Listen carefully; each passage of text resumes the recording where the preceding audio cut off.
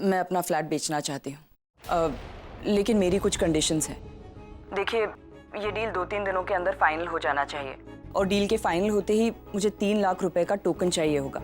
फिर बाकी की पेमेंट आप अगले 20 दिनों में दे सकते हैं। अच्छा, लेकिन ज़रूरी बात यह है कि पेमेंट आप लोग भले ही जल्दी दे दे, लेकिन घर का पोजेशन मैं आपको 20 दिनों के बाद ही दे सकती हूँ, उससे पहले नहीं। ठीक है, मैं बात कर लेता हूँ पार्टी से, और अगर वो अग्री करते हैं तो मैं आपको फ़ोन कर देता हूँ। ठीक है जी? जी, थैंक यू वेरी मच।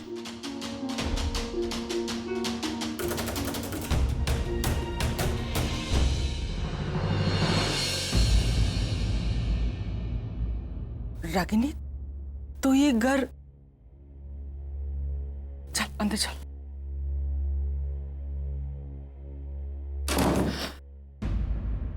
तो ऐसे कैसे कर सकती है ये? मेरे पास और कोई रास्ता नहीं है माँ।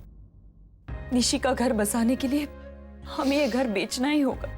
इस घर के साथ तेरी यादें जुड़ी हुई है, तेरे जज्बात जुड़े हुए हैं। आज से पहले कितनी बार मुश्किलें आई, हर बार घर बेचने की बात हुई, कितनी अच्छी अच्छी ऑफर्स आई, लेकिन तूने हर बार मना कर दिया। क्यों?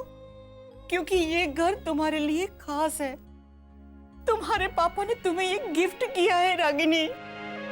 जानती हूँ माँ, मेरे पापा का दिया हुआ सबसे बड़ा, सबसे अनमोल गिफ्ट है ये। मुझे आज भी याद है, जब नचिकेत और मैं अलग हो गए थे तो पापा ने मेरे पास आके मुझसे कहा था कि मैं अपनी बेटी का सहारा बनकर उम्र भर तो उसके साथ रह नहीं सकता, मगर ये छत हमेशा उसका सहारा बनके उसके साथ रहेगा। और माँ, जब मैंने ये घर लेने से मना कर दिया तो पापा ने मुझे निशी का वास्ता दिया था। माँ, पापा वो पहले इंसान थे जिन्होंने मुझे हिम्मत दी थी। उन्हें मुझ पर पूरा विश्वास था कि भले ही निशी के पापा उसके पास नहीं है, लेकिन मैं उसे माँ और पापा दोनों का प्यार दूंगी। हर फर्ज, हर जिम्मेदारी अच्छे से निभाऊंगी। हाँ, आज पापा के उसी विश्वास को सच साबित करने का वक्त आया है। पापा ने मुझसे कहा था कि जब सारे रास्ते बंद हो जाएंगे तब ये घर तुम्हें सही रास्ता दिखाएगा, और अगर जिंदगी के किसी भी मोड़ पर तुम्हें ये घर बेचना पड़े तो जरा भी मत झिझकना। अगर तुम्हें ये लगता है कि यही सही है तो यही सही। मैं तुम्हारे हर फैसले में तुम्हारे साथ हूँ। थैंक यू माँ, थैंक यू।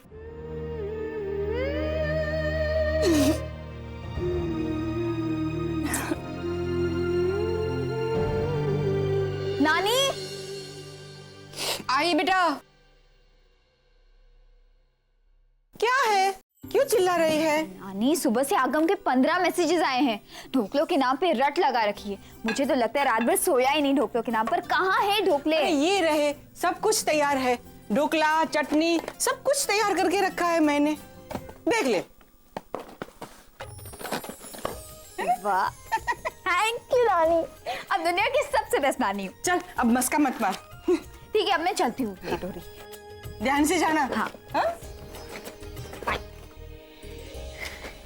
अरे निशी, तुम कहाँ जा रही हो बेटा? आज कॉलेज की तो छुट्टी है ना तुम्हारी? माँ, वो मैं कारण अंकल के घर जा रही हूँ। आगम कोई ढोकले देने। कहीं नहीं जाओगी तुम। एग्जाम सर पर है, चुपचाप अंदर जाकर पढ़ाई करो, समझी? माँ, लेकिन मैं नहीं जाऊंगी तो और कौन जाएगा? ना बाबा ना, करण का घर मैंने देखा नहीं है। उस उम्र में मुझे ढूंढना वूंढना नहीं होगा। सनीताई से कह दो। माँ, सनीता इलेक्ट्रिसिटी का बिल भरने गई है और आरव कॉलेज गया है, तो बचा कौन? मैं ना। मैंने कहा ना निशी, तुम कहीं नहीं जाओगी। माँ, आप आगम को नहीं जानती। अगर उसे ढोकले नहीं मिले ना तो पूरा घर सर पे उठा लेगा। अब आगम के बारे में तुम मुझे बताओगी? मैंने जन्म दिया है उसे।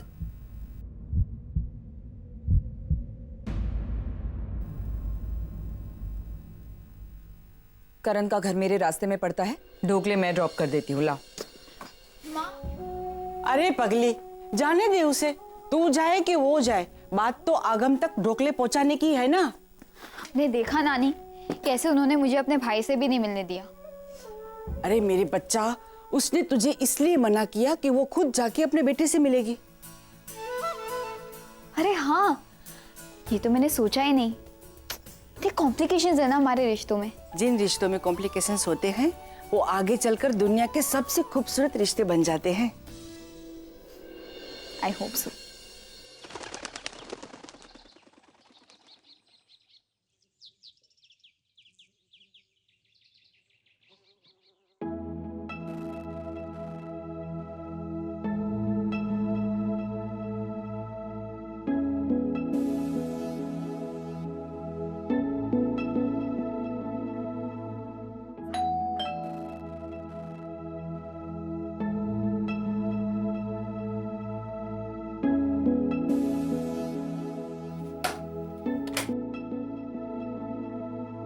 रागिनी,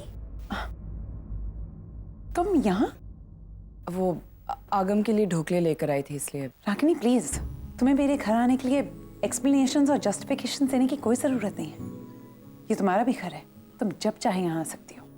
नहीं, मैं वैसे भी निकल ही रही थी। अरे नहीं नहीं, ऐसे कैसे चली जाओगी? तुम इतने सालों बाद मेरे घर आई हो, ब्रेकफास्ट के बगैर तो नहीं जाने दूंगी। तुम बैठो, मैं तुम्हारे लिए ब्रेकफास्ट लेकर आती हूँ। ओके? गुड मॉर्निंग नील। हाय रागिनी। हाय। अच्छा लगा तुम्हें यहाँ देख के।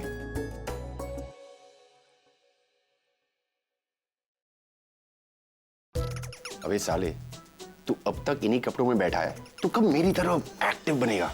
और सुबह के 9 बजे तेरे चेहरे पर 12 क्यों बज रहे हैं? चल जल्दी खा, तेरा बेक बीन्स और टोस्ट रेडी है। Dimpy, coffee. Good morning, guys. How?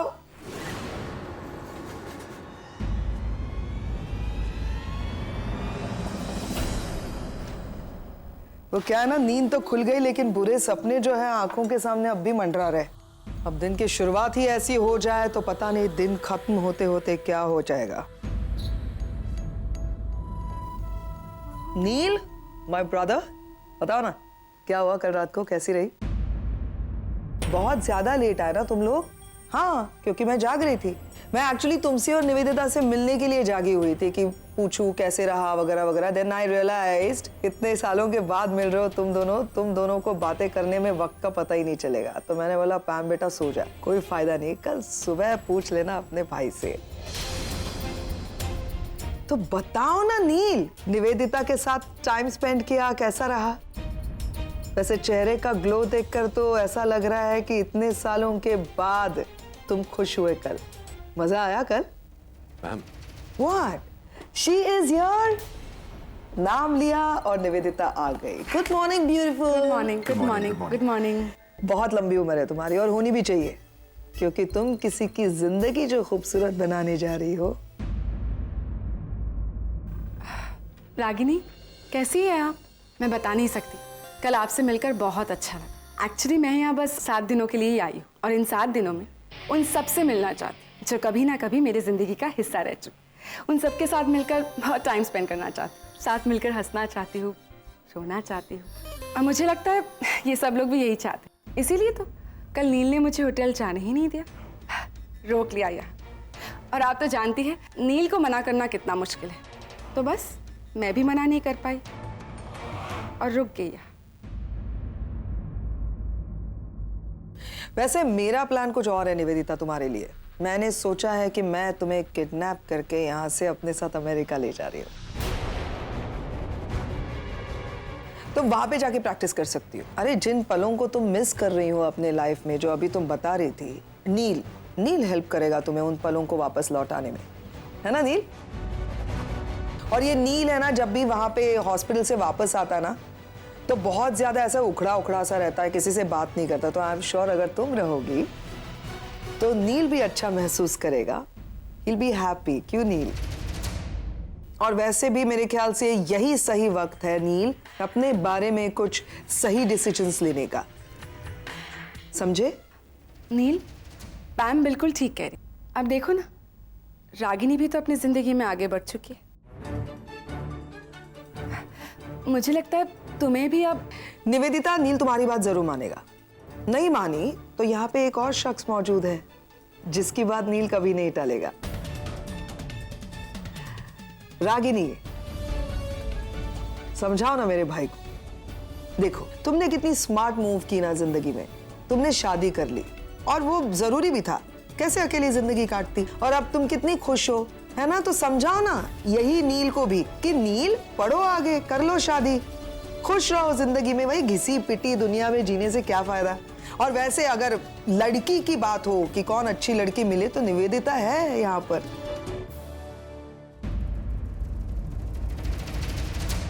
That's enough. Please. मैं चलती हूँ। अब रागनी, मैं तुम्हें बाहर तक छोड़ के आता हूँ। I'll just be back.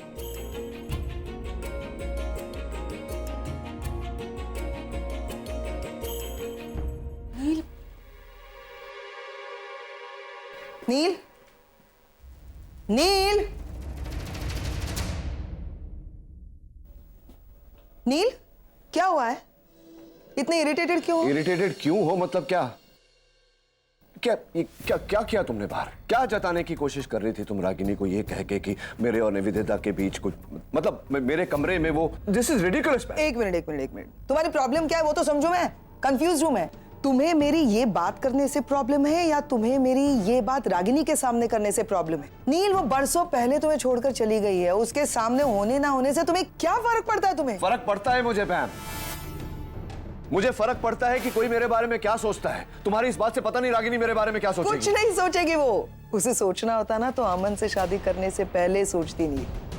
मुझे एक बात तो बताओ, तुम रागिनी के सामने क्या जताना चाह रहे हो कि रागिनी, मैं आज भी तुमसे बहुत प्यार करता हूँ, तुम आगे बढ़ चुकी हो लेकिन मैं आगे नहीं बढ़ पा। 15 साल पहले मैं आगे बढ़ चुका हूँ पैम, कोई प्यार व्यार नहीं करता मैं तो उससे। बात खत्म। बस तुम प्यार नहीं करते, वो रागिनी खुद अपनी मर्जी से किसी और की बीवी बन चुकी है, तो फिर बात खत्म। फिर तुम्हारे कमरे में निवेदिता होने ना होने से उसे या किसी और को कोई फर्क नहीं पड़ना चाहिए, कोई नहीं सोचेगा। What? You are impossible. You're impossible. What is it? कमाल है यार।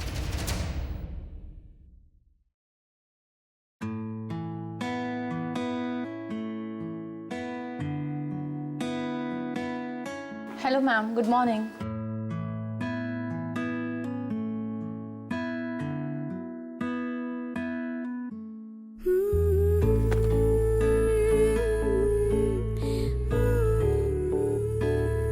नील, माय ब्रदर, बताओ ना क्या हुआ कल रात को, कैसी रही?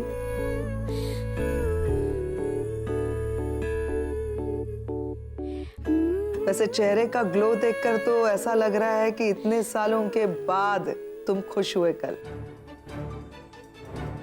नील, बहुत इंतजार करवाया तुमने मुझे। मैंने कहा, मैं भूल गया था। I'm sorry. Bar bar sorry मत कहो। मेरी नजरों में तुम्हारी जगह सॉरी और थैंक्स से कहीं ऊंची है। तुम्हारे लिए 2-4 घंटे तो क्या, सारी जिंदगी इंतजार कर सकती।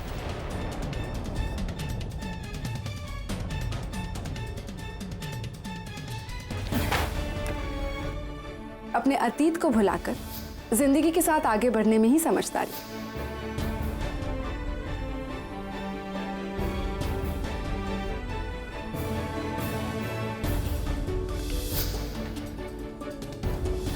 हेलो डॉक्टर नील। हाय।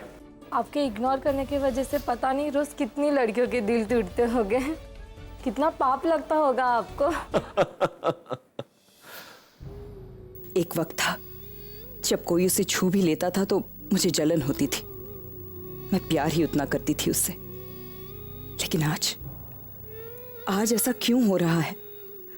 आज तो मैं उससे प्यार नहीं करती, फिर उसे और निवेदिता को एक साथ देखकर मुझे तकलीफ क्यों हो रही है?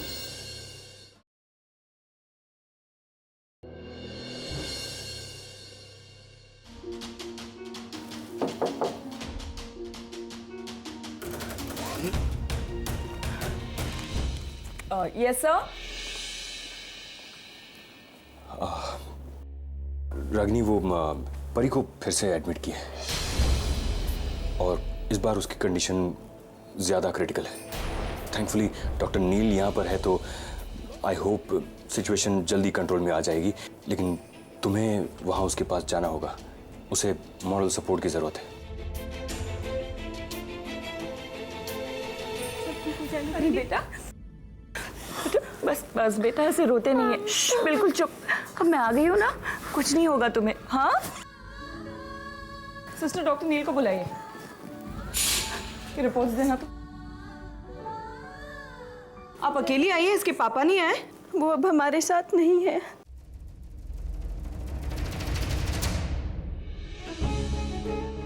साथ नहीं है मतलब? वो मुझे और परी को बीच रास्ते में छोड़कर चले गए। उनका कहना है कि हम दोनों उनकी जिंदगी में पनौती हैं।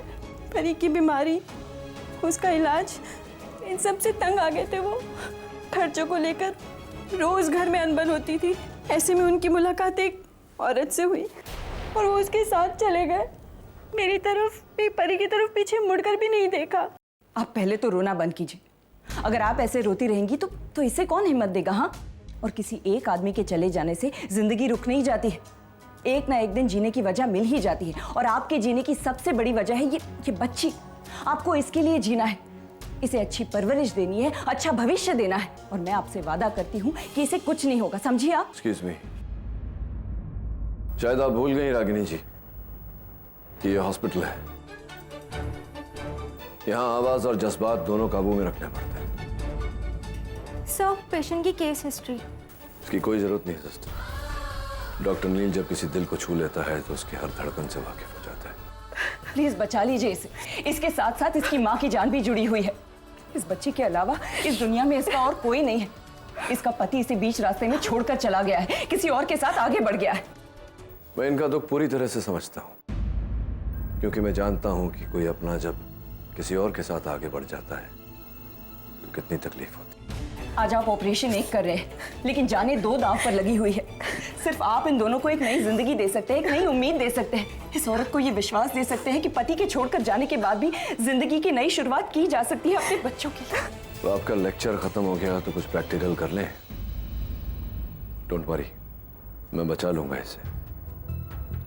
इसलिए नहीं कि तुम मुझे कह रही हो, बल्कि इसलिए कि डॉक्टर नील अपना हर फर्ज पूरा करना चाहता है।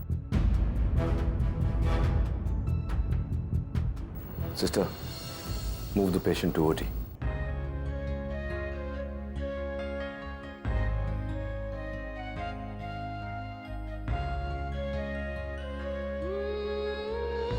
रागिनी, क्या हुआ? तुम इतनी परेशान क्यों लग रही हो? कुछ नहीं सर। लेकिन ये तुम्हारी आंखें तो कुछ और ही कह रही है। यहाँ देखो मेरे सामने, look at me, look at me. और अब मुझे बताओ कि क्या हुआ है। वो परी के पापा, वो उसकी माँ को छोड़कर किसी और के साथ आगे बढ़ गए सर।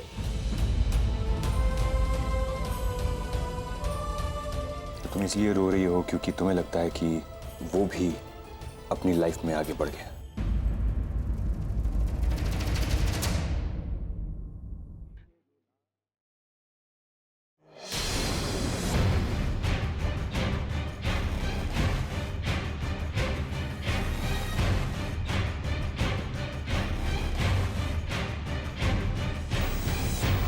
सही कहती है बहन। कुछ लोग बड़ी आसानी से अपनी जिंदगी में आगे बढ़ जाते हैं।